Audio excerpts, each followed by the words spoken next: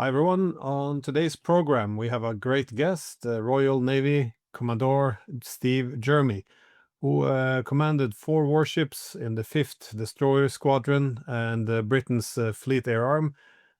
He served in the Falklands War and in the Adriatic Sea for the Bosnian and Kosovo campaigns. He then retired after an operational tour in 2007 as strategy director in the British Embassy in Afghanistan. And he also authored the book Strategy for Action Using Force Wisely in the 21st Century. So, thank you very much for coming on. There's not much talk anymore about strategy in Europe. There's more normative language, I see this. And so I'm very happy to have you on the program. So, thank you. It's a pleasure. I'm a great fan of your work, Glenn. So it's a pleasure and honor to be invited and to have the opportunity to chat with you. I appreciate that. And well, whenever we speak of Russia, well, we usually refer to Putin, more personification. But what is the Russian strategy? Because I always make the point that one of the weaknesses we have in Europe these days is that we do not anymore discuss the security concerns and strategy of our opponents. Indeed, if we discuss a strategy, then we first have to address, what worries them, what's the security concern, how do they respond to them. So this is, well, from my perspective, often leaves us in a strategic vacuum.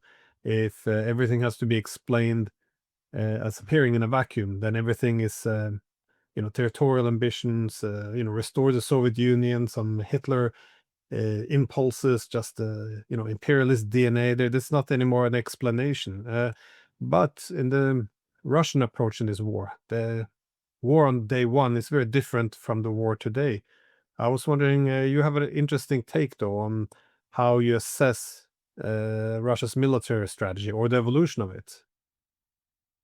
Yeah, I think it comes really from my own self-training. When I was in the British Armed Forces, as I look back, I was disappointed with how poor the teaching of strategy was.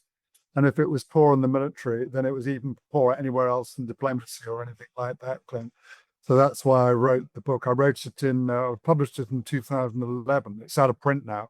But I did it because I thought we'd lost sight of how to do strategy, Glenn. And as I look back now, we've got Afghanistan, Iraq, Libya, Syria, and now the Russia-Ukraine war, all of which I would say are Western defeats or Western setbacks, and all I think due to poor strategic thinking. So sadly, I'm afraid my book didn't have its effect because we're still making the same mistakes. But I mean, when I first saw the war and it began, I wasn't close to it. I was working in the offshore energy sector, but the first thing I did was to start to really think about what it was that Russia was trying to achieve. But I also tried to get to know Putin. I read Philip Stone's autobiography, which is a very balanced autobiography. Sorry, Philip Short's autobiography. And then I listened to Oliver Stone's interviews, 4 interviews. Then you get a sense of the man. I came out of those with great respect because I felt that he was a very strategic person. And the way I began to see it was that actually this is all about Russian security. It's obvious that it's about Russian security when you do the analysis. It's been obvious to a lot of clever Western thinkers going back as far as the early 90s. The obvious person was George Kennan, who said, he said that this would be the biggest mistake you could imagine. And I think it's been proved to be right. So I've seen the Russian strategy as an evolving one. So it's sort of got 5 phases, really. In the first phase, which was with the special military operation, which people see as an invasion to take Ukraine, which I never saw that because it's obvious that with just 190,000 troops, many of whom were Donbass militia, that wasn't sufficient forces to take a country which is bigger than Iraq. So it's obvious that I cannot believe the Russian General Staff would have made a mistake and said that we can take this with these forces. To me, it was all about diplomacy. It was about, in this phase 1, it was about bringing Ukraine to the table. And indeed, it was just about to be successful in March and April until Boris Johnson, on Biden's bidding, went across and changed Zelensky's mind, which was, looking back, will be, I think, one of the greatest diplomatic mistakes of the 21st century. After that, then when it becomes clear that that NATO is going to support Ukraine and that this will be a war, I think that Russia moved from what essentially was a diplomatic operation supported by military force into one where they accept that they're going to have to fight. So we have an operational withdrawal in phase 2, which is from April to September 22. And then what I would call a strategic repositioning and the development of the Surovikin line. And what essentially that is a consolidated position, consolidating as much of the Donbass as they can, whilst also mobilizing themselves. And indeed, the Russians talked about mobilization for a 30-month war from memory. And then in phase 3, which is from October, when the Surovikin line is strong and they're consolidated their position, you have what I would call an attritional operational defense. So at that stage, as Russia is strategically mobilizing and with success, so it's not just about manpower, it's also military, it's also about military industrial mobilization.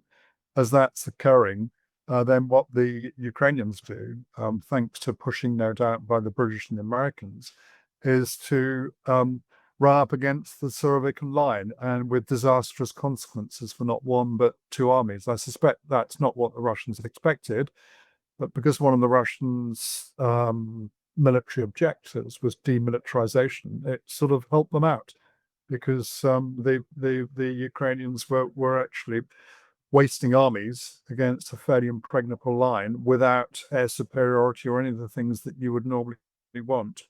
I think then you get the period from really late 23 to now, which I will call attritional offense.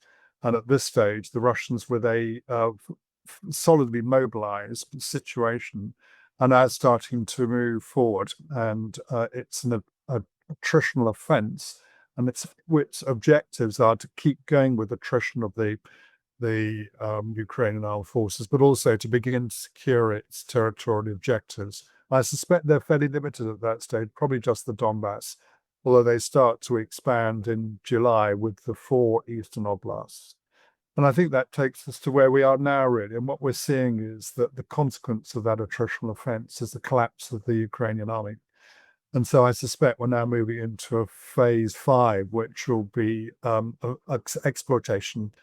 And I think in phase 4, if the demilitarization has been achieved, which I think it probably has been, or to a large extent it's been, then really it's about what does Russia need to do to secure its long-term objectives. And its long-term objectives are all about security. They don't want, I think, the rest of Ukraine.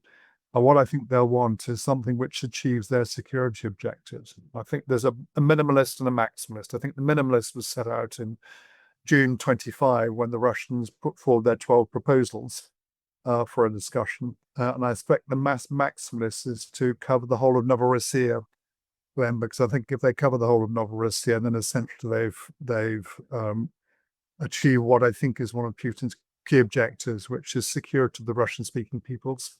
They've also got what is a fairly politically unified area, because all of this area voted in the 2014 elections for a more Russian-leaning government, but also they're strategically secure. Odessa and the Black Sea is secure, can't be used by enemy forces to attack them. And they get a fairly high degree of control over what goes in and out of Ukraine, thanks to the control of those seaports. So I think that's the phase that I feel that we're in. Unfortunately, I see none of the strategic analysis that I think would have been essential to have conducted a military campaign, if that was a good idea by the NATO on Ukraine. I don't think it was a good idea. But none of that analysis is done. I see no strategic analysis of this sort, because it seems to me that the way in the West, we're seduced by our political narrative. So I've said before on a Daniel Davis show that the West is being driven by a political narrative and the Russians by military strategy.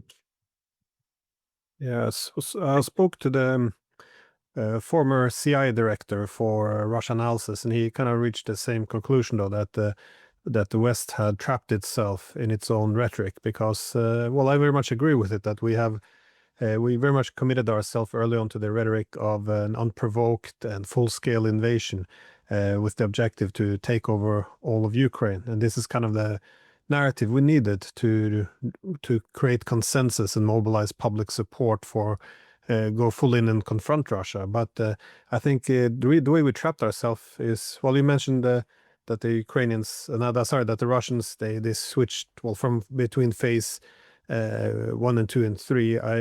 We often neglect in this narrative, we have to censor some information. For example, on the first day after the Russian invasion, Zelensky himself, which is posted on Ukrainian government website, he confirmed that the Russians had contacted him on the first day to start talks. So the Russians went in, as you said, not with that many men that they could conquer Ukraine, but with enough to force Ukraine, after 7 years of ignoring the Minsk agreement, to actually implement what Russia needed for its security. But when this was derailed, and again, the rhetoric from even the EU was, this will be resolved on the battlefield, it became a war of attrition. And at least what I would have advised in the war of attrition is don't hold so much territory with this thin supply lines, which makes you very exposed. You want to tighten up, so pull back a bit from Kherson on the west side of the Dnieper, tighten up your front lines in Zaporozhye, build this sort of weakened defensive lines, and then work on destroying the adversary's military. This is the key thing to do. But in the West, though, it seems like the narrative we had was, well, Russia wanted to take over all of Ukraine. Then we showed force, and once we saw that we would stand up to Putin, all his men started fleeing backwards. And so we created a narrative which was very divorced. So it emboldened us at the point when the Russians were strengthening up, preparing their defensive lines. It's it's a strategic, massive blunder, I would say. I just have a question though about Odessa, because Odessa seems to be a red line though for the British and the French as well, that they have their own, well, that they value Odessa quite highly. But for the Russians, it's not just something that would give them more Black Sea control, but it will also connect them to Transnistria or Pridnestrovye.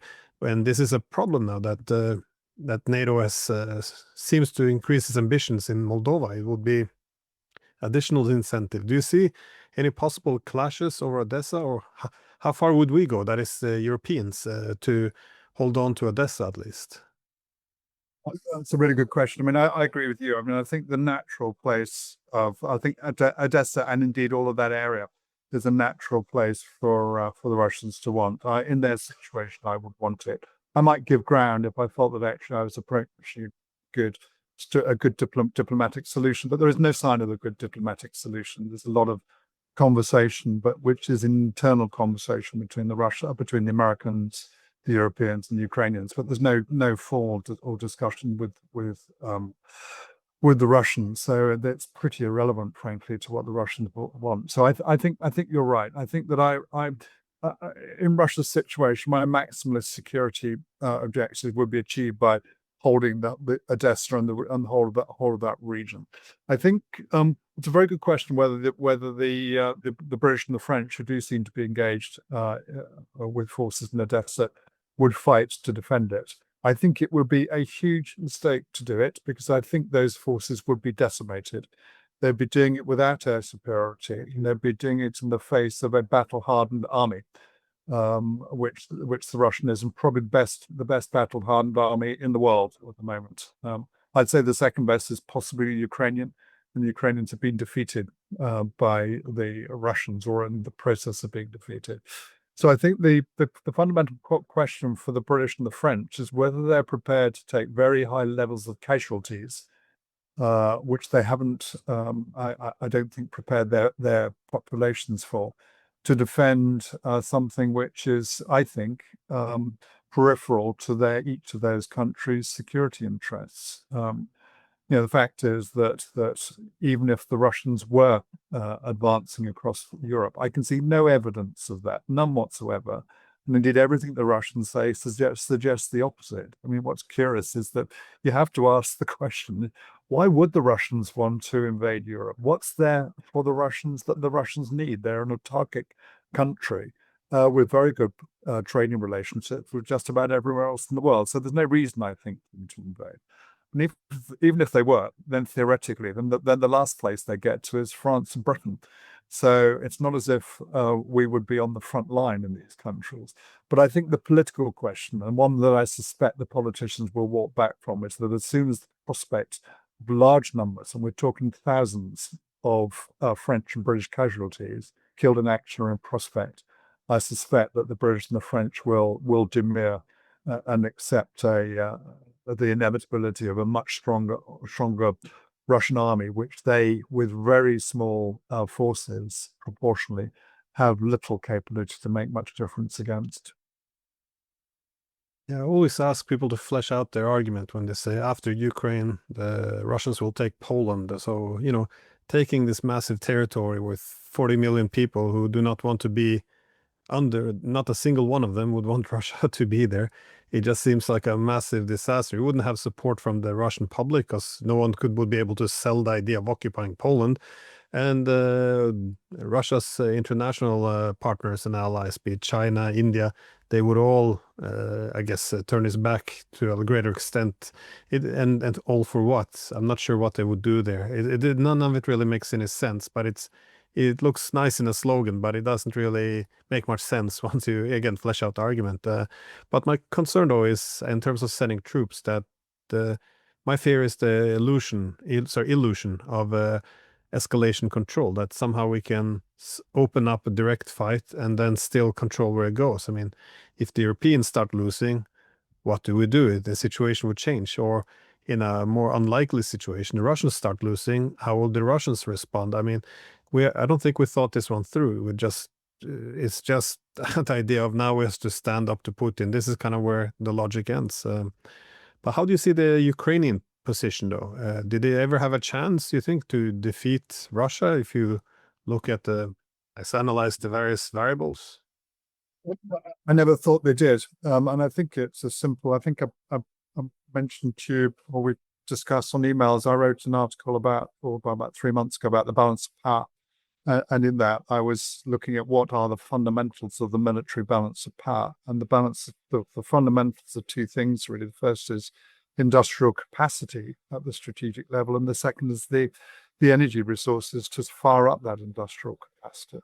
And the Ukrainians are weak in both. They have relatively limited industrial capacity, which is being even further eroded by Russian strategic bombardment, and they have relatively limited energy resources, which aren't dependent on Russia. And the same goes to different extent for both the Europeans and the Americans. The Americans are probably the best off of all three, whereas Russia is an energy exporter, and as we've seen, it has the industrial capacity to outproduce, for example, the whole of the West in 155mm shells.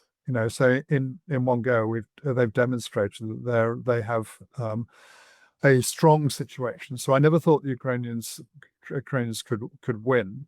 I also think that even if the Ukrainians had the NATO on side fully, that even then, in a conventional war against Russia, we would lose.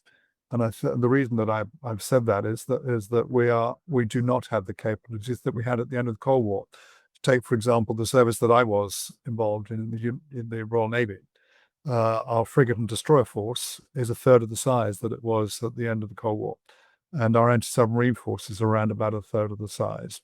And if we wanted to fight, I can think of no reason why we would, but if we wanted to fight against the Russians, then we would be critically dependent on the Americans. And I think the American army, the last figure I have in mind is about 427,000. So you'd have to get that across. You'd have to mobilize that army. Even if there was political support, of course there isn't, you'd have to mobilize that army, get it across the Atlantic, where it would be vulnerable to both submarine warfare and mine warfare. You would then have to think about the industrial capacity here in Europe. Again, very vulnerable to strategic bombardment by the Russians, about which we can do nothing. One of my jobs in the Navy was to be the commanding officer on an air defense destroyer. And I can tell you we have no air defense capability against the hypersonic missiles anywhere in Europe. I don't think the Americans really have, possibly with a little bit of what's known as THAAD. But no, I think we don't have the capability to win. So I don't think the Ukrainians ever had that capability. I think one of the problems, Glenn, was that we didn't think through NATO expansion, because the Russians were telling us from 2003, and really more specifically in 2006 and 2008, that Georgia and Ukraine represented a red line. And yet we kept expanding, but we kept expanding without making any provision for the possibility that Russia meant what it said and would indeed do something. And when it did, we weren't ready. So for that reason, if we had been ready, or if we had done more, then if it was a good idea to expand, then it might have been a different story. But again, Russia's operating on interior lines, fully industrialized, and I can't think of any circumstance which is politically feasible where Ukraine, even with maximalist support from America and the European Union, could win. Well, in your article, though, you do focus a lot on the role of industrial capabilities and, of course, logistics. It is interesting that Obama also pointed out the logistics under his presidency, that this was the reason why we don't want to escalate in Ukraine, because it's the Russians will have the escalation control, and often people will point out also that for the Russians, it matters more. It's again, if they see it as an existential threat, they will put everything into this.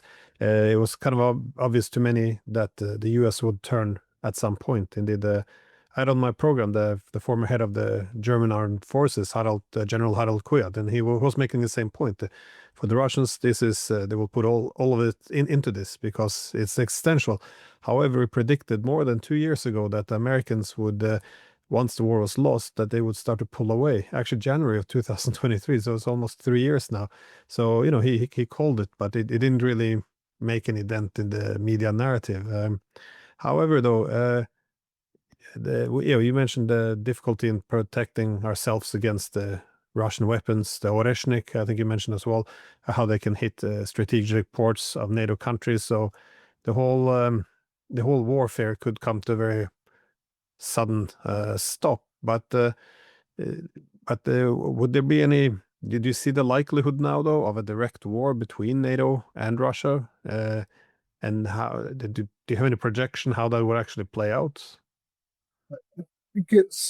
I think it's unlikely, but not impossible. And I think I think there's no political appetite in Europe for war. The problem would be the unlikely but worrying scenario is one where the escalation control got out of hand, and we got into a situation of tit for tat where somebody responded, then somebody responded, and somebody responded. That I think is unlikely, but it's not impossible, and we should be extremely guarded against it, because Europe would suffer even more than it already has. I think that the more likely situation is that whilst the diplomatic conversations, such as in the 28 Peace Point plan, go on, the Russians, I think, watch those with interest, and they're keen to keep talking to the Americans for obvious strategic reasons. But they're on what I would call Plan A, and Plan A is a bit like a rail track, and it's running towards a military solution.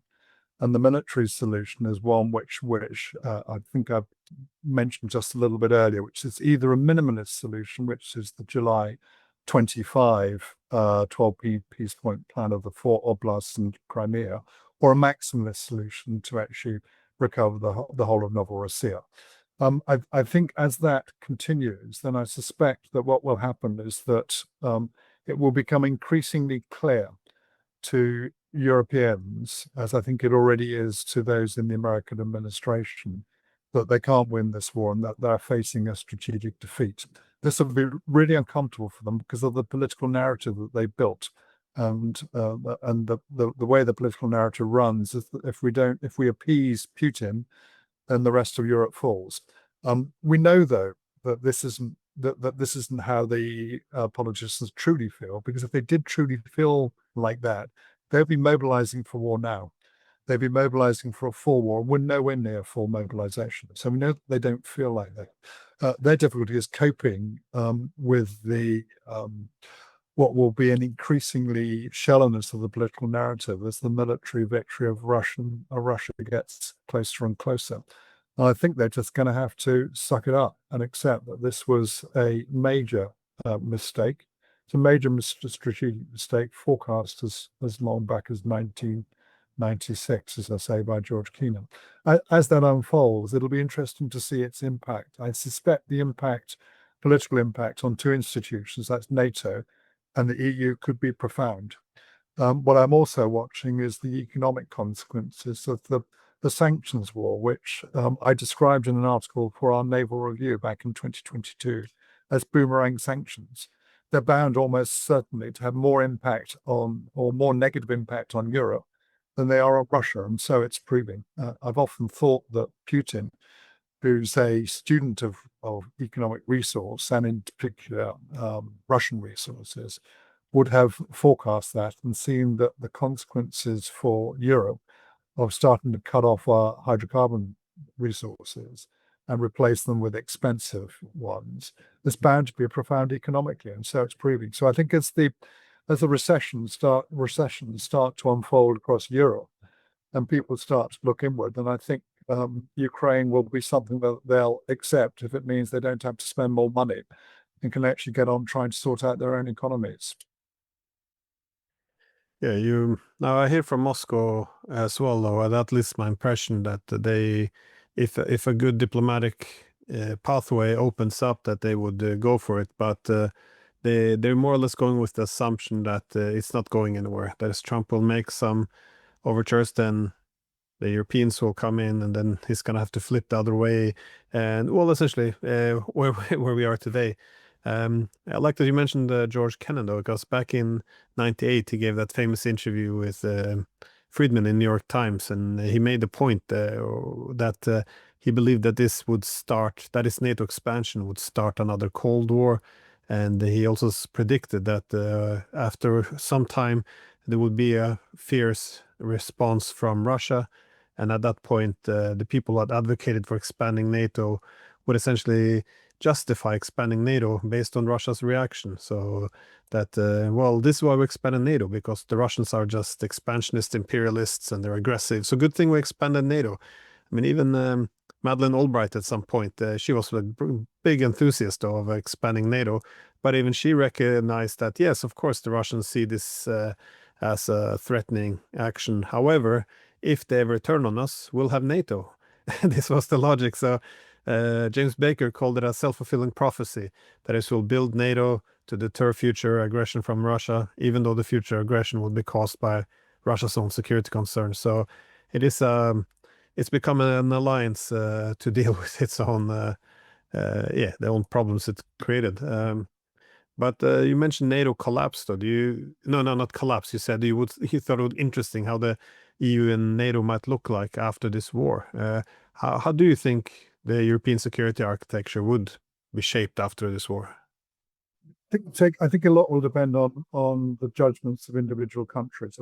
I think I said in an article in Responsible Statecraft that NATO exists to confront the threat created by its own existence, yet is unable to militarily to oppose the threat that its own existence creates. So I think I would like to think that at some stage the people will start to realize that what they talked about, which was deterrence through the expansion of NATO, was actually confrontation, and that we need to move from a situation where philosophically we're confronting the Russians by marching up to their border to one where we can start to talk to them. And I think what I suspect that Putin values in what's a slightly chaotic relationship with Russia, with America, but is a relationship, is the ability to have somebody to talk to. So he's got Trump and the team to talk to, and those conversations probably aren't being very easy, but they're way better than any conversations with Europe, because there aren't any conversations with Europe, because it seems to me that with one or two exceptions, Orban is the one who stands out. Nobody wants to talk to Russia. I mean, I find it absolutely inexplicable that diplomacy cannot continue even in this difficult circumstance, and it's a sign of sort of cult thinking in the Western political leadership that they feel that talking to Russia is a bad thing. I mean, it's an extraordinary example of political and diplomatic ineptitude, as far as I can see. But I think that I would like to think that that as the war starts to get closer to a conclusion, people start to think again about NATO and really whether NATO is the right answer for European security. What's clear is America's walking away. And I can understand why. I've said in other articles that the Americans probably see the Russia-Ukraine war as about number 5 on their priority list. Number 1 will always be the America's internal situation. Number 2 is probably the relationship with China and Taiwan. Number 3 will be the Gulf. Those two might be put the other way around. And I suspect number 4 is the Western Hemisphere and South America. So, Europe is something which they talk more and more about, and even the Europeans to look after themselves. And I think they're right to do that. And I think we Europeans should be thinking about how we look after our own security. And one of the best ways, by far, is to actually start talking to Russia, because I think Russia would be open to that. In fact, I'm sure they would be open to it. I suspect we've lost a lot of the economic value of a relationship with Russia, because I suspect that Russia has now repivoted towards China and towards India and towards the BRICS nations, and doesn't need Europe economically, which is going to be a big loss for many European companies, particularly American ones. But so I suspect that if we can get there to a situation where there's a more cooperative relationship with Russia, and one which we start to talk about cooperative security rather than confrontational security, perhaps through the auspices of the OCSC, which of course Russia is a member, then we might start to actually make progress. That would be by far the best route, in my view. I'm not sure, though, that we have a European political leadership which is yet ready for that. It might be different as Europeans begin to realize that they've been. I don't think the European leaders have lied to their people, but I think they've deceived them through spin and through the creation of a political narrative and the unwillingness to listen to anything that might challenge that narrative. And turning to the EU, I've always felt that the EU will at some stage probably collapse, and that's because of the sort of the paradox within the EU, which is that it's a number of countries together, and yet there is no unified political system. It's not a state; it's a super state. And I think the key thing, I suspect, will be Germany, because as Germany falls into recession, which seems increasingly likely, then I suspect that the Germans will look very carefully at expenditures that they're making in the EU. And if those expenditures begin to drop, or if they want to spend less in the EU, and I would in their situation, then you get to the situation where what's the EU for? Because of course a lot of the EU really, as well as accepting the common market is probably a good thing, but a lot of the EU really is about the investments from the northern countries and the southern countries to help with their economic development. And the other issue here, of course, is the euro as well. It's very interesting if you look at the banking system and the target 2, which are the banking imbalances between Germany in particular and other northern nations and the southern nations. It's difficult to see that any of those banking imbalances under target 2 and any of the debts therein are repairable. So I suspect we'll see economic collapse, and when that economic collapse happens, collapse might be too strong, it might not be, but as that collapse happens, I suspect that people will start to think much more in terms of their own nations rather than trying to keep going an institution which has shown, I'm afraid, over the last 3 or 4 years in this particular campaign, a lot of its flaws, fundamental flaws. Yeah, no, this failure to even talk to Russia, this is something new, though, in European history. This is, I wouldn't say, well, we to some extent invented diplomacy, modern diplomacy, and yet can't talk to Russia anymore.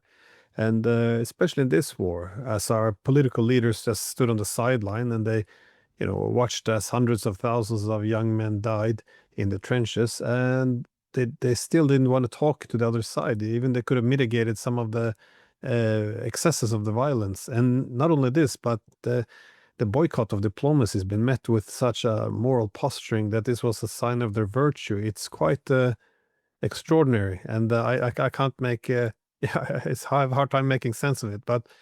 Um, it is a shame though that well, I think the European security architecture really has to be at the center here, because in the 90s we could have gotten integrated Russia into European security architecture. Indeed, that was the main strategy of the Russians, though. After the Cold War, all they wanted to do, the driving force, the grand strategy, was to integrate into a greater Europe, to get, to get a seat at the table.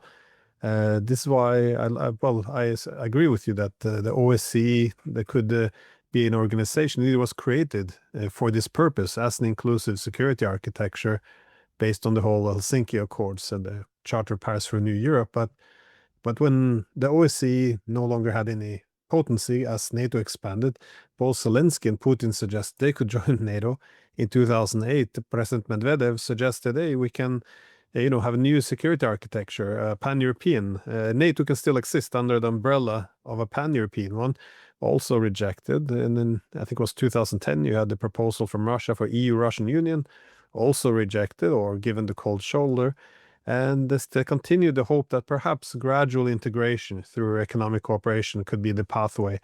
And then, of course, this died in 2014 with the toppling of Yanukovych, when they realized, well, if Ukraine's going to be a front line instead of a bridge, and now we have the sanctions as well, yeah, Greater Europe is dead. It's like 300 years of a Western-centric foreign policy for development since Peter the Great over, and now instead they will look to the east. I mean, this is truly the blunder of our lifetime, I think.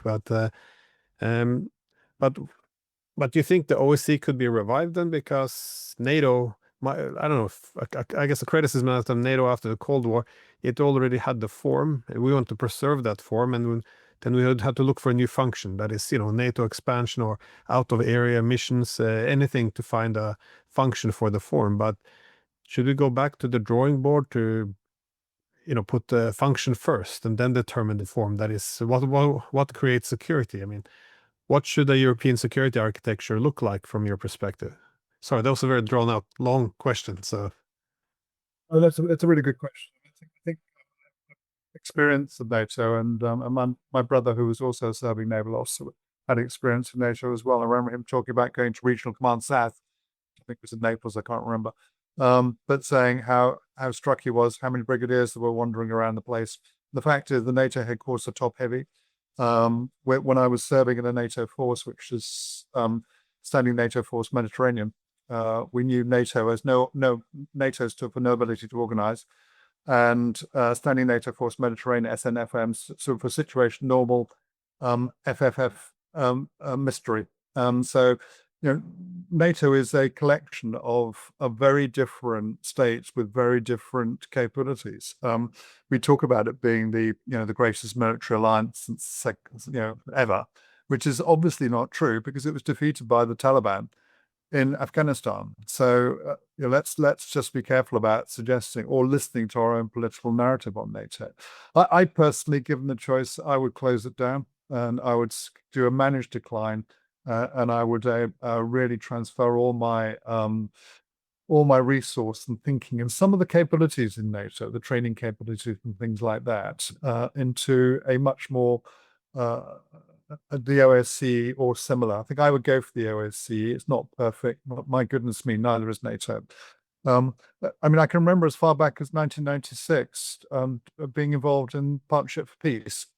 And so we had a Russian ship, an American ship, and a British ship, in which I was helping train in 1996. And there was a really good feeling about that, because we thought at last these people who we've been preparing to fight with, including possibly at nuclear level, are now starting to talk to. And it's so sad that we lost all those opportunities, the ones that you also mentioned. So I think, though, I would close NATO down. The decision making as NATO is really difficult. Each of the countries, if you make a decision, and each of the countries then has to refer it back to its capital. And I think that the idea that an organization which was designed to confront Russia can evolve. I mean, we could say it could evolve, but it obviously hasn't evolved. So, to my mind, let's shut it down. It's past its sell-by date, and with the Americans leaving it anyway, then I think we and Europeans will really need to think about looking after ourselves and not getting. I still quite understand why we get so worried about the Americans leaving.